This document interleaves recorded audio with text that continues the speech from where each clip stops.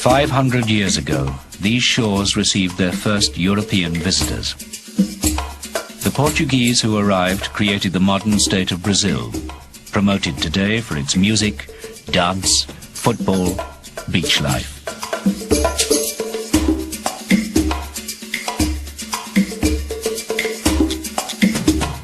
But this image hides a less appealing past. For Brazil was built on the back of the largest forced migration in history.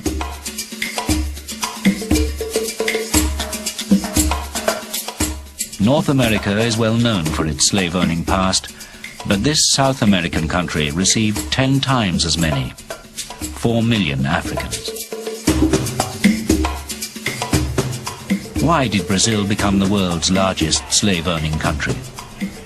Why does it rank among the cruelest regimes of the past few centuries?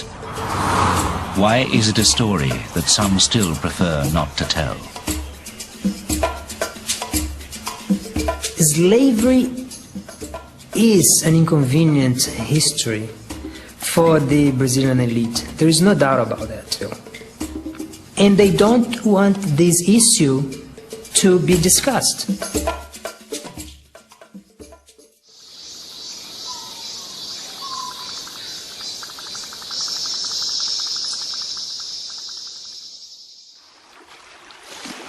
In the year 1500, a Portuguese fleet, captained by Pero Alvarez Cabral, set sail to round southern Africa, en route for Asia. Portugal was a tiny country. It only had a population in total of just over 1 million. So for them to send a big fleet was a vast effort. And the Portuguese got to Brazil almost by accident. It was a large fleet on its way to India to get spices. And it was blown rather farther west than usual, and then they saw land birds, and they followed them and made a landfall on what's now Brazil.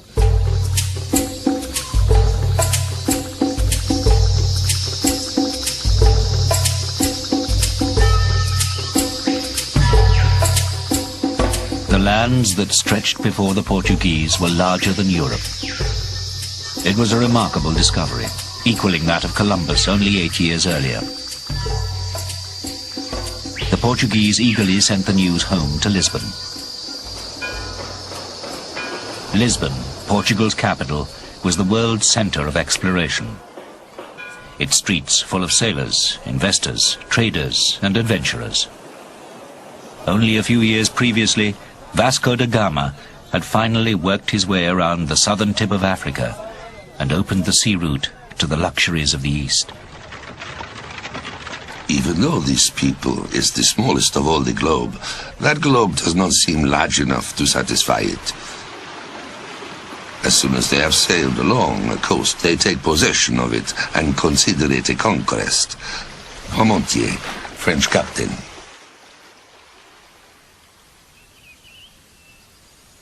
Cabral staged a mass on the shore of Brazil, and all the Indians watched and were quite impressed by it, because they're interested in seeing the ritual that these strangers had. In that first fleet, the Indians surprised the Portuguese by how open and trusting they were.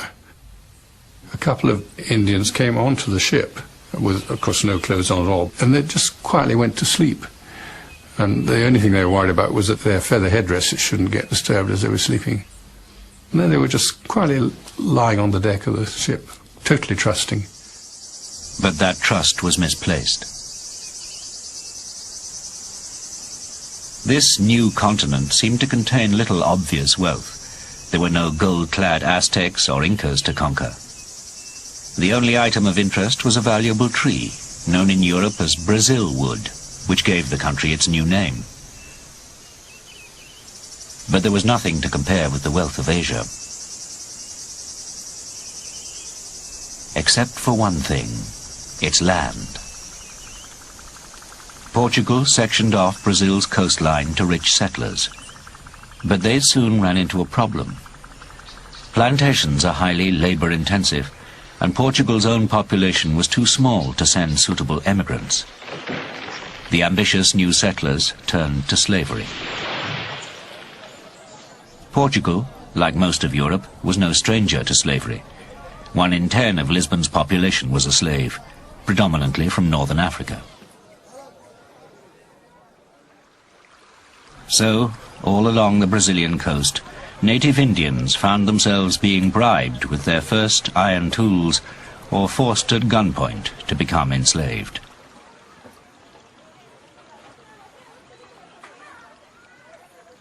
It's completely anathema to them, to a tribal Indian. They're communistic societies and they work for one another, and also the concept of overproduction is completely alien. They see no need for it. They're living in a very rich country with an evergreen system, so that the game is always out there in the forest and the fish are always there in the rivers. And so that's their supermarket. They see no need to produce too much and have it stored. And then also the concept of one man working for another man or woman is completely alien. It's horrible. Conditions worsened. Mistreatment, physical assault, even murder. Above all, hundreds of thousands of indigenous peoples died from European diseases, smallpox, measles, and the common cold. A plantation could see its workforce of hundreds reduced to a handful in a week. In under 100 years, a population of 4 million Indians was halved.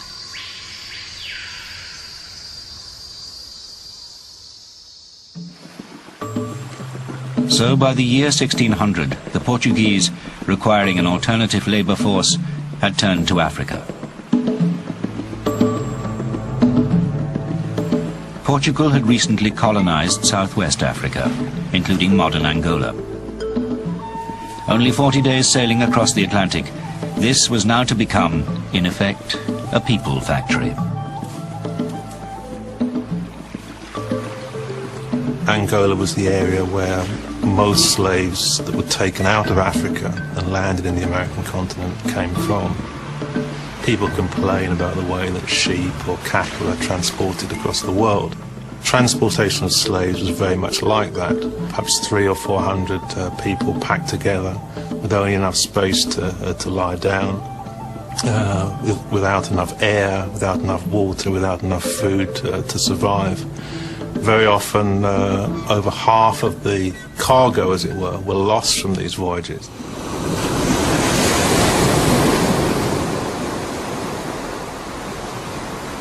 On board ship, in miserable conditions, the terrified slaves remain for weeks, months, and the great number of them who die is unspeakable. The Oliveira Mendes, doctor. Many vessels, after they arrive, are abandoned from the impossibility of getting any person to clean them. Dr. J. Cliff, slave trader. A ship enters from Angola and on a single day unloads 500, 600, or perhaps 1,000 slaves. The masters were few, the slaves many. The masters feasting, the slaves dying of hunger. The masters swimming in gold and silver, the slaves weighted down with irons. Vieira, Jesuit priest. The Portuguese treated Africa as an infinite resource. So they just imported and imported and imported on the assumption that there would be the tap would never be turned off. A man went around with a hot iron and branded us the same as they would the heads of barrels or any other inanimate goods or merchandise. Gardo Bakaka, African slave. Almost every house in this place is a large warehouse where the slaves are deposited and customers go to purchase. When one was ordered, he came forward, threw his arms over his head, stamped with his feet, shouted to show the soundness of his lungs, ran up and down the room and was treated exactly like a horse. And when done, he was whipped to his stall. Walsh, Traveller. Gradually, by the end of the 16th century, the plantations build up their wealth, are able to afford to buy foreign slaves who are not going to escape as readily, and to replace the Brazilian labour that has been used hitherto. And so Brazil becomes the great slave-using colony. What exactly were these slaves being used for? What was the commodity that caused the Portuguese to colonize these lands as quickly as they could? The answer is sugar. The answer is sugar. 5 centuries ago, this simple plant was among the most valuable items in Europe. Known since the time of Alexander the Great, sugar was highly valued as spice, medicine, and sweetener. In a world without refrigeration, anything that could mask the taste of rotting food could, literally, be worth its weight in gold. Plantations in Europe had been small and often of poor quality. The vast lands of Brazil offered massive opportunities. Huge quantities of processed sugar were shipped to ports like Antwerp, Amsterdam, and Venice.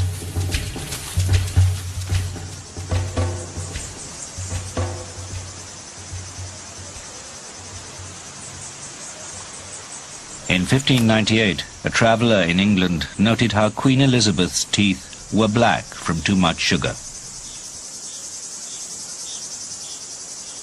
The cause of a queen's poor dentistry was the source of Portugal's new wealth. Sugar was Brazilian gold. Ser dono de engenho de açúcar, para os valores do século XVII, being a sugar mill owner in the 17th century was like being the owner today of 3, 4, or 5 oil wells. Era realmente investimento. People were making fortunes, huge amounts of money, out of the business of sugar. Que havia no negócio do açúcar.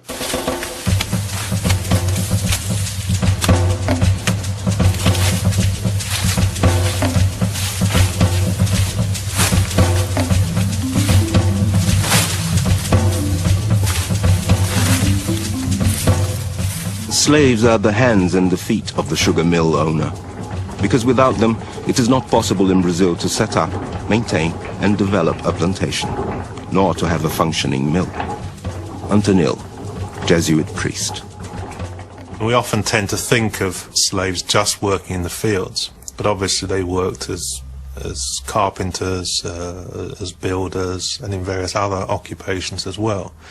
They'd probably work from sunrise to sunset, sometimes 18 or 20 hours a day. It was said that slaves only needed 3 things: bread, cloth, and a stick. In other words, a stick to be beaten with, enough bread to survive, and just a strip of cloth in terms of clothing.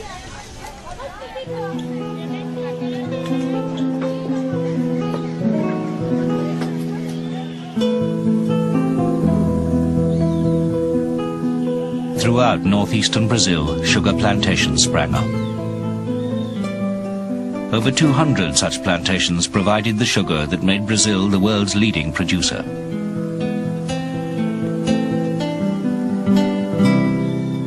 Plantation owners often lived like lords. Their slaves lived less well. E haviam senhores de engenhos que se tem notícia muito. There are accounts of mill owners who were truly awful. Some even committed murder. All mills had slave prisons called tronco. And there were administrators who beat the slaves with stakes. And one of these, a palmatoria, which was used to hit the palm of a hand or the sole of a foot, depending on the slave's behavior. This is a small one. Others were bigger than this. Eram essas peças aqui e maiores até do que essa. Com a escravidão, o homem passou a ser objeto. With slavery, men became an object, a thing. And the master, the owner of this man, even had the slave's life in his hands and would suffer no penalties for any acts against a slave. For this reason, the slave was an object. He wasn't even an animal. He was simply an object. His owner could sell him, beat him up, or even kill him. The system was barbarous. Punishments were severe, being placed in the stocks, being castrated, or execution. Most common by far was whipping. By order of his master, he was stripped naked, tied to a stake, and whipped by the slaves André and Paulo. The master ordered the attachment of an iron neck piece and chain, and at the end of the chain, a tree stump weighing over 60 pounds was fastened. The victim was immediately taken back to the farm with orders to continue work. Toledo Lessa, public prosecutor. Whippings for 9 successive days are an ordinary form of punishment. The accused receives 200 or 300 lashes. The mangled flesh is then cut and pepper and salt applied to the wounds. The tourniquet, hand and neck stocks, thumb screws, manacles, irons, pillories, and many other instruments of punishment are common on our plantations. In some provinces, slaves are exposed for a whole night, tied to a stake over an ant's nest. Burlamac, abolitionist. Não contam que o Barão de Cajaíba. People say that the Baron of Cajaíba, who owned the Cajaíba mill near Santo Amaro, was a very mean master, a terrible master. He killed the slaves and was well known for being evil.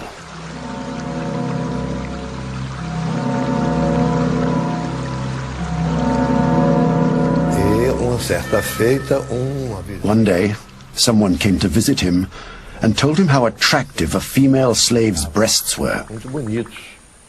To please the visitor, as he was leaving, the Baron handed him the slave's breasts on a tray.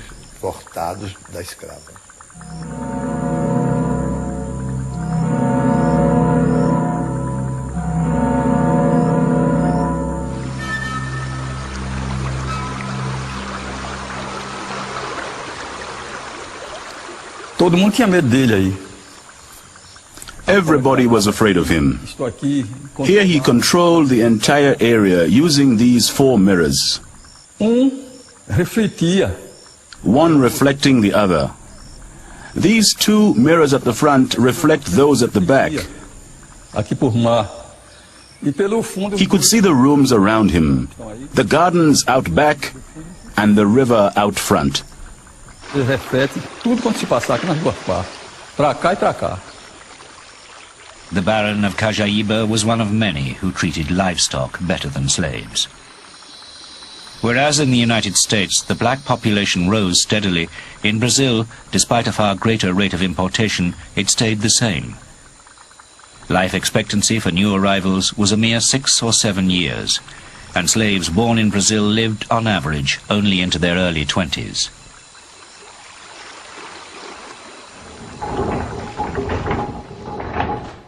Why was there this culture of cruelty? In part, it was the particular nature of how the Portuguese sought to extract the most value from their colony. Few settlers brought their wives or families. This colonization was overwhelmingly single and male, and it was impossible for Portugal to discipline immigrants in such a vast area the other side of the Atlantic.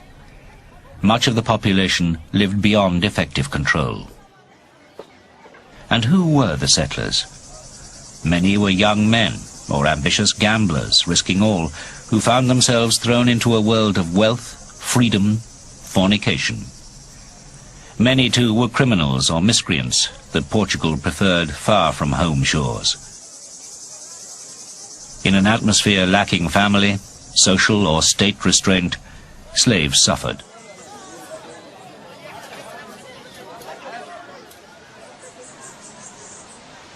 If the masculine nature of Portuguese settlement was one reason for the cruelty, another was economics.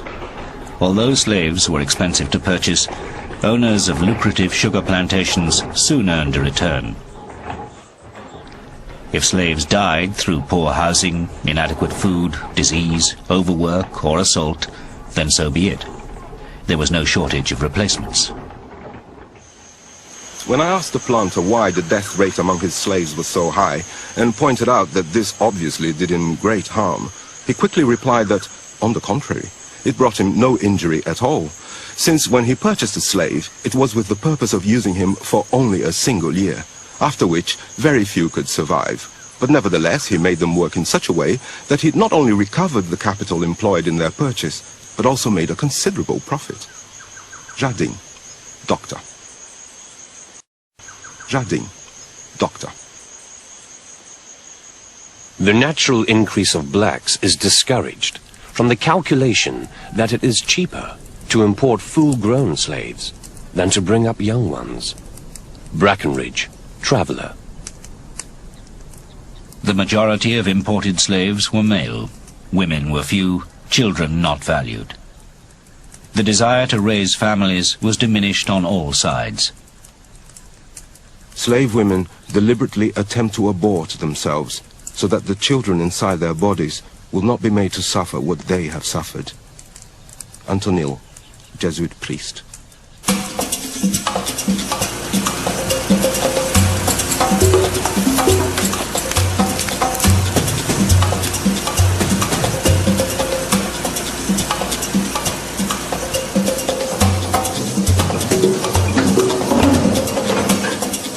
The need for slaves multiplied enormously when, in the mid-1690s, gold was discovered in the interior.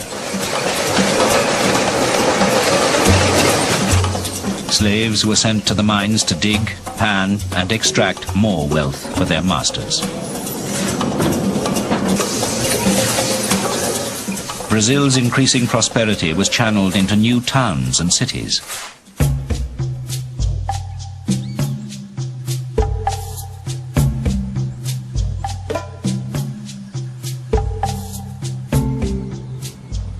As Portugal's population remained small, continuing to send few immigrants, and other Europeans preferred the cooler climate and Protestant faith of North America, it was Brazil's black slaves that built and serviced this urban colonization.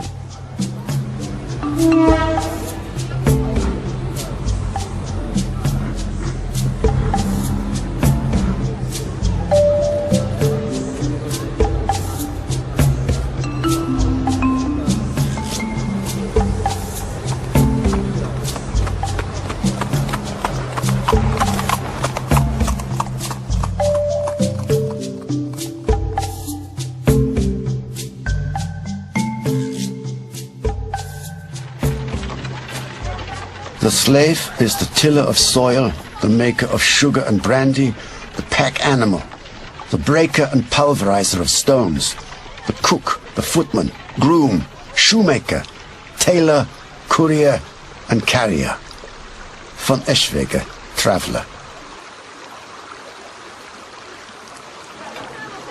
Era o escravo que conduzia a cidade. It was the slaves who ran the city. They were the traders, they were the population, everything. They even managed the city's waste. Carregadores de excrementos.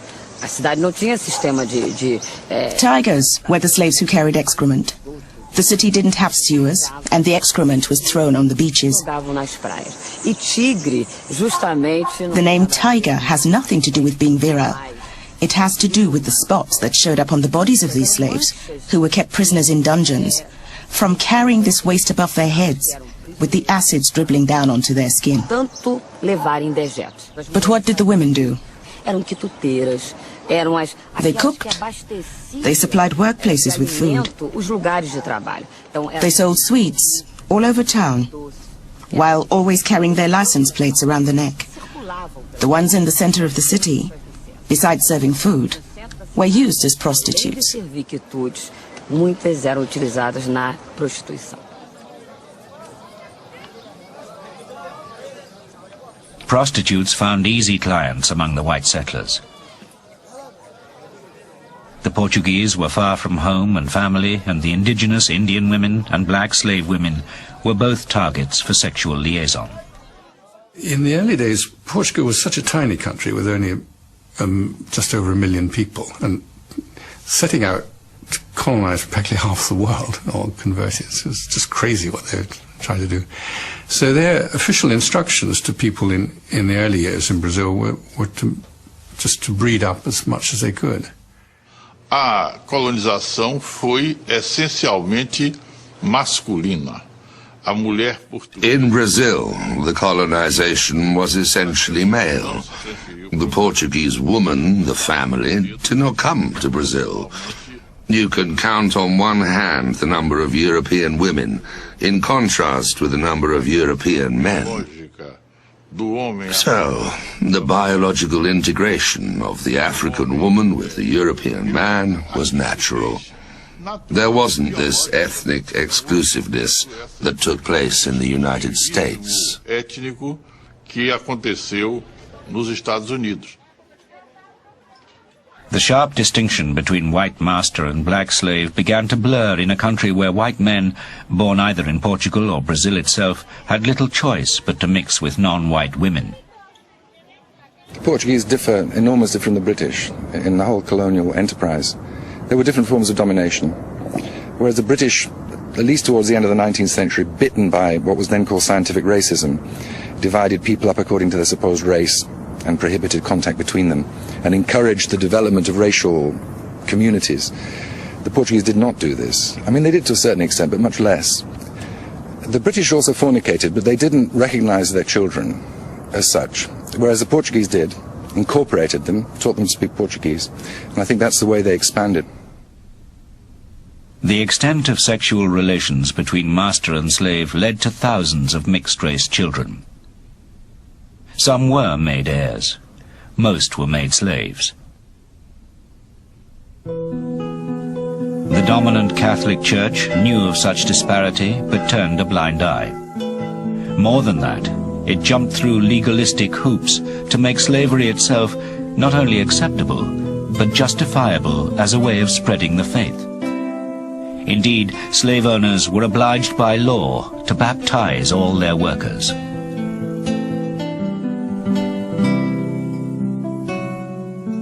Hundreds of ornate churches were built to be used by whites and newly converted blacks. These churches were both built and decorated by slaves. Pointedly, some quietly rebelled by sculpting pregnant angels. One very erudite Portuguese priest who was long resident in Brazil delivered in the 17th century a particularly revealing sermon in which he argued that the trials and tribulations in this life were sure passage to comfort and peace in the next, and that slaves could take consolation in that. He also warned masters that the other could be true, and if you were too abusive of your slaves, you might find passage to the next life a fairly uncomfortable one. So he wanted to have it both ways, but he certainly wasn't arguing against the existence of the institution of slavery. The Catholic Church never took up that campaign. Black brothers, the slavery you suffer, however hard and grinding it may be, or seems to be, is only half slavery. You are slaves in your exterior part, which is the body. However, in the other interior and nobler half, the soul, you are not a slave, but free. When you serve your masters, you do not serve them as someone who serves men, but rather as someone who serves God. Vieira, Jesuit priest.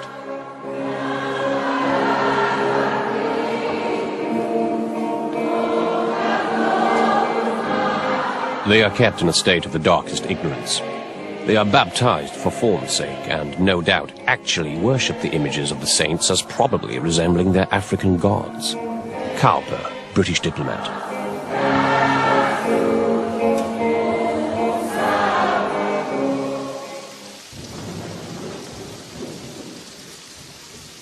For many black slaves, life was lived on two levels. They were baptized and fed the Christianity and language of the white man, but Africa persisted in music, dance, and religion. Many slaves did not adhere wholly or at all to Catholicism. They fought hard to maintain their traditional beliefs, to follow their own saints. Slave masters could not prevent their workers from keeping this link to an African past.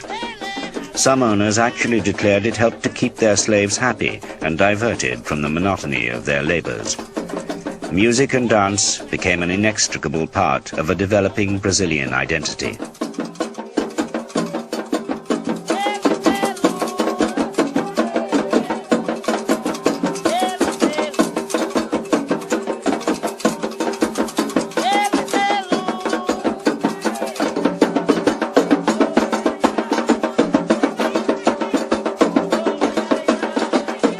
The Negroes were dripping, and yet the musicians did not cease running from one to the other and exciting them still more.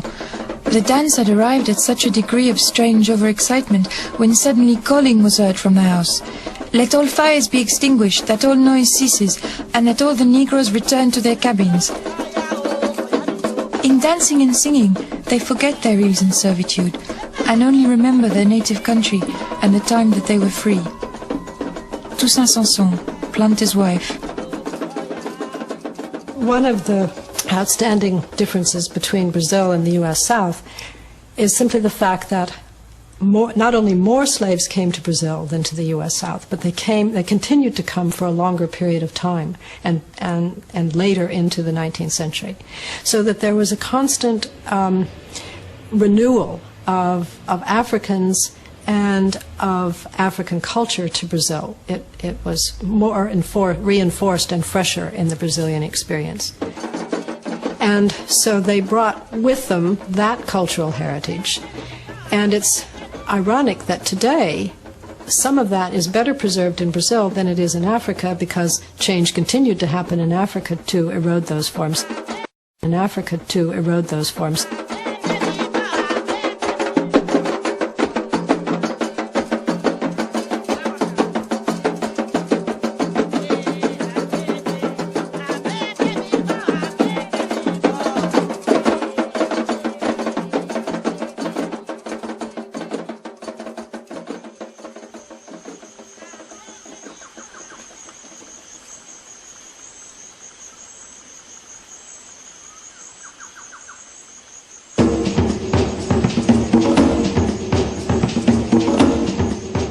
Often I have sat at night upon the threshold of the door, and I have heard the whisperings in the Negro huts, and have observed some feast or merrymaking, thus late at night, thus concealed. Costa, English sugar planter. The masters suffered in the sense that they had to face their slaves every day without knowing whether they would end up alive or dead. So there was a lot of tension all the time. It was not an easy thing to be a master either because of that.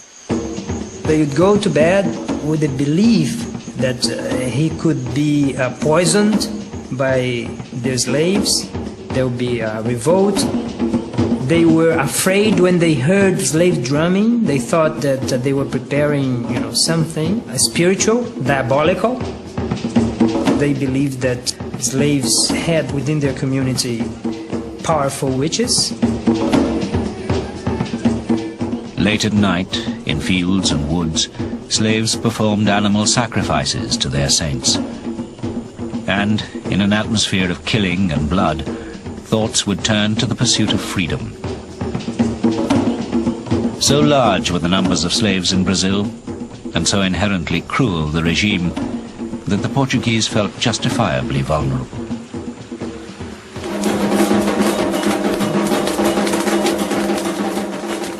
By the early 1800s, occasional revolts were occurring.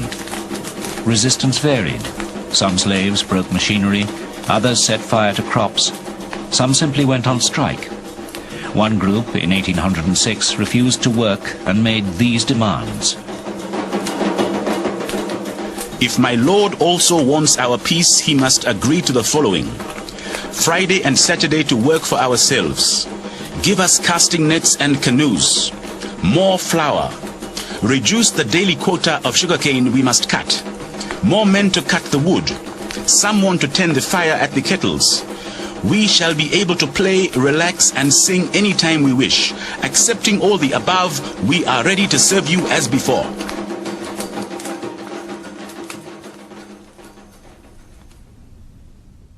Other slaves expressed their discontent by fleeing.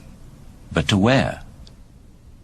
Slaves who ran away joined runaway communities called quilombos. And even cities, even the city of Rio de Janeiro was ringed by quilombos established in the forests, in the hills, quite nearby.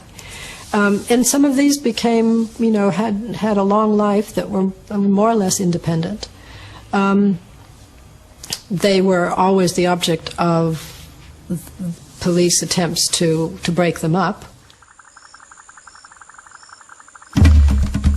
I have ordered assaults against some of these quilombos with a police squad, along with soldiers of the militia, but all has been in vain.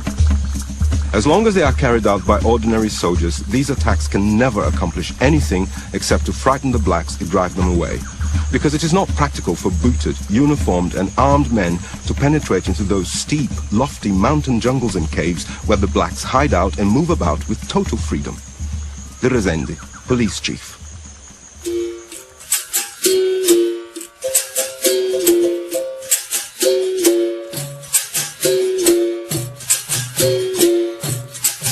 In the cities, too, the Portuguese saw an increased confidence among blacks that freedom was on its way.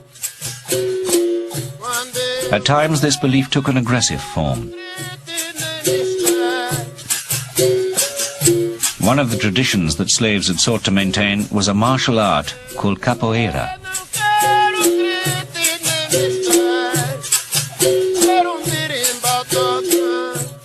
To avoid prohibition, it had been masked as a dance. But now gangs of capoeiristas roamed the streets, using their skills to attack whites and the police.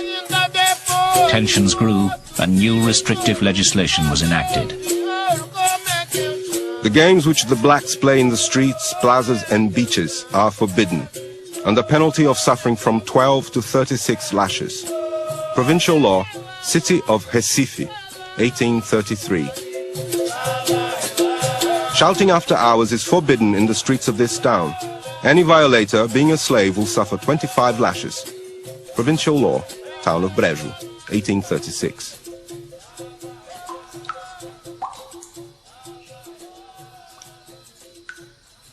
Maintaining control of the slave population was becoming increasingly hard.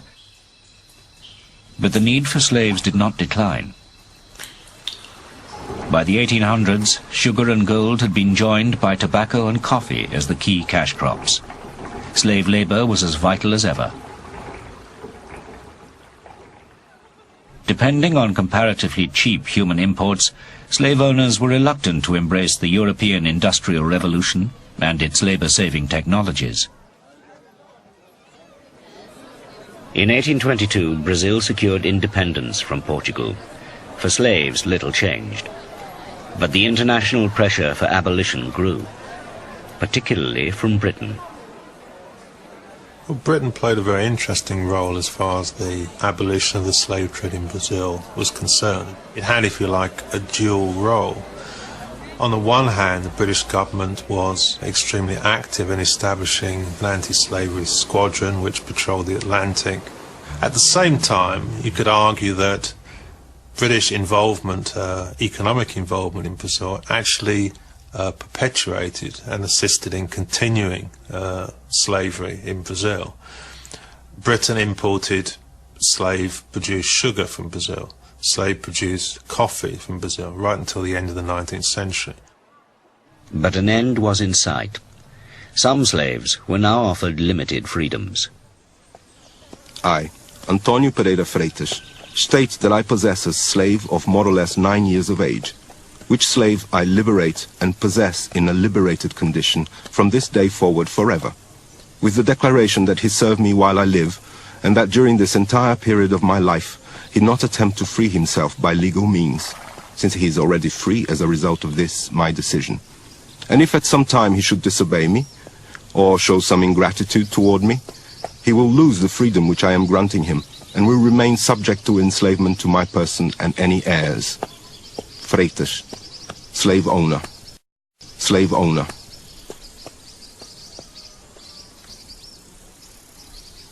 Offering conditional freedom was seen for what it was, a last gasp attempt to deflect abolition.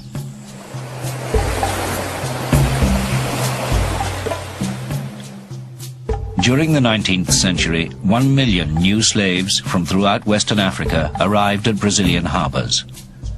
In Rio, the slaves outnumbered the rest of the population 2 to 1.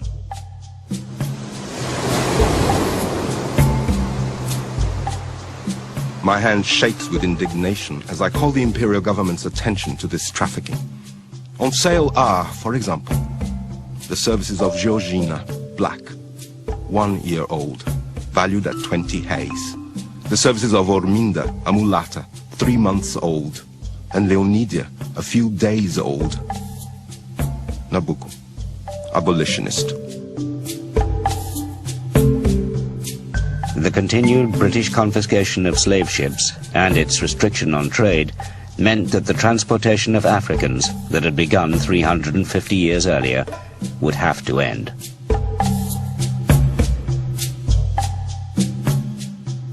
Within Brazil itself, larger and larger numbers of slaves were simply abandoning plantations, wrecking the whole system. Plantation owners decided to opt for abolition and hoped they could coerce some slaves to stay on. On the 13th of May, 1888, the Princess Regent Isabel proclaimed the so-called Aurea Law. Brazil became the last major country officially to abolish slavery.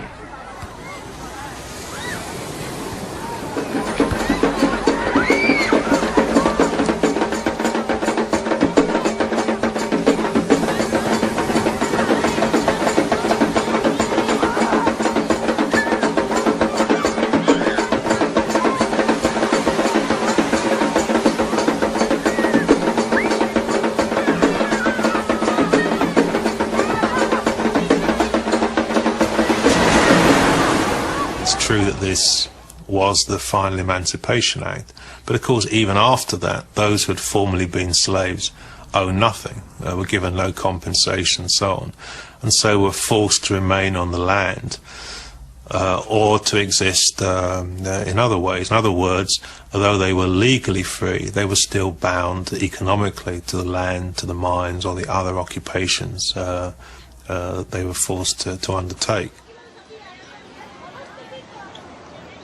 The blacks are the ones in prisons, living in the slums, not having jobs. Nowadays, they're not slaves belonging to one master. They are slaves of the system. The executioner has changed. It's much more sophisticated. The whip is almost invisible, but it is still felt.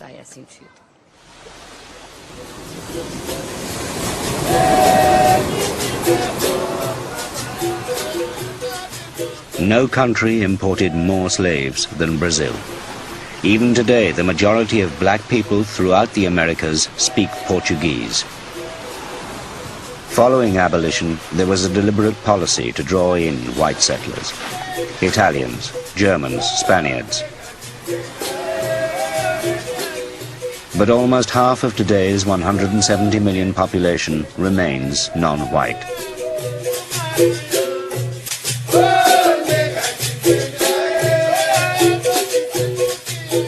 The legacy of slavery to modern Brazil is huge. Racial inequality, the fact that the majority of blacks are poor, that they are not as well educated as whites. But you also have positive results, not of slavery itself, but of the slaves. In terms of the music, in terms of the religion, made Brazilian culture much richer than it would have been without the presence of Africans in Brazil.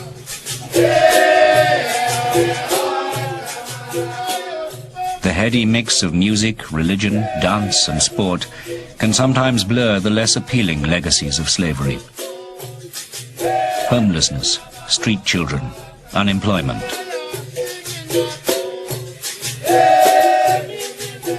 A country built on sugar has left a bitter taste in the mouths of many. Brazil looks like a colonial society, and the same elite continue to rule Brazil. And even though we now have a democratic constitution and liberal democracy and all the rest of it, the country continues to be dominated by a very small percentage of the population, mainly white. So in that sense, you know, of a small group, extremely rich, Brazil's the world's leader in inequality. And so you have this small 10% with most of the resources, and the rest condemned to, poverty. As Brazil commemorates its 500th birthday, no other country shares its racial mix. The delineation between black and white is blurred, with the overwhelming majority somewhere in the middle. But white remains the color of aspiration, and black the color of a history that some would prefer to forget.